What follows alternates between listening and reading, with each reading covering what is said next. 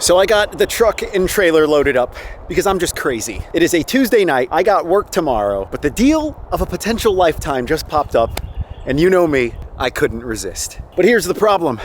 It's 5 hours away. And tomorrow I got work training at 7 a.m. It's currently 4 p.m. So it's gonna be a long night. So now begins the long-ass drive down to Miami, Florida to pick up yet another car. And in case I have to drive straight to work in the morning, we gotta cover some quick road trip essentials. Got my work backpack so we can go straight to work in the morning. I got my snacks, some energy drinks just to keep us up, an apple, some chips. I got shampoo, the hair gel, change of clothes, a towel if I have to wash up at a rest area. And most important, in case we end up getting a flat, this trailer has given me a flat before. All the tools, impact, all the different size sockets, a jack, and some extra gas. I'm definitely known to push it when it comes to the mileage that I get out of a tank. If I see that I have like 5 miles till empty, I'll push it typically 10, just because I'm stupid. And after taking a hit to the wallet and driving another 3 hours, we arrived to a ritzy-ass part of Miami, Florida. Jeez. I don't know what it is with me finding these deals. The previous owners were super nice, and 100% I could tell they just wanted the car gone. I mean, there was a G-Wagon Mercedes and a brand new Aston Martin SUV in the driveway, and this car definitely is not of such caliber.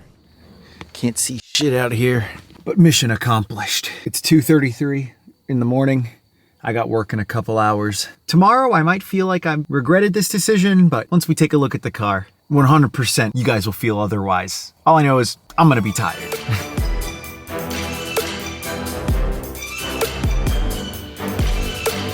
And after a long day at work, I picked up Django from my parents' house since they watched him for the night. Django, hey buddy!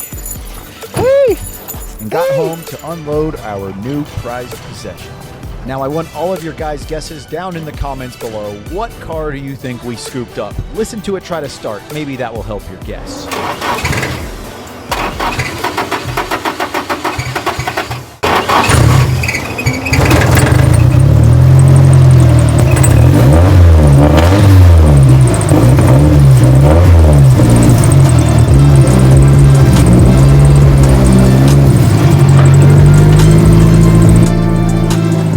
Well guys, I think it's safe to say I have a problem.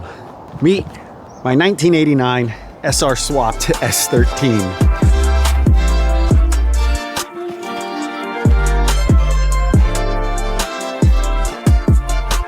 So I'll admit, I didn't want another 240, but this one just stumbled across my lap and I couldn't say no. She's not perfect, and granted, she's not even pretty, but for the price that I got this car for, it is totally worth it.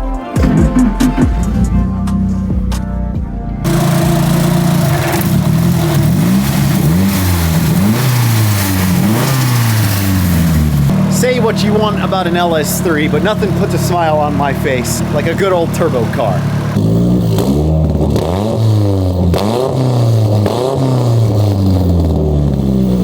Django's over here wondering why he can't participate in all of the 240 festivities. I'm sorry, buddy. I just can't trust you. You might run off. After taking just a quick peek on the inside, because the previous owner didn't give me too much detail, looks like we got an S13 SR ECU with an Apexi SAFC thrown onto it. But we're not gonna walk through every last detail of this car just yet. I honestly just wanna go to bed, catch up on some well-needed sleep. But yeah, here she is. Yet another project to add to our project stable. Remember what I said about needing to be better at finishing your current projects? Any subsequent projects that you acquire don't get put on the side or on the back burner. I didn't listen to my advice, but for the whole reason of getting this car, I think it makes sense. So with that said, time to go to bed. Hope you guys have an awesome one, and I'll see you next time. Peace.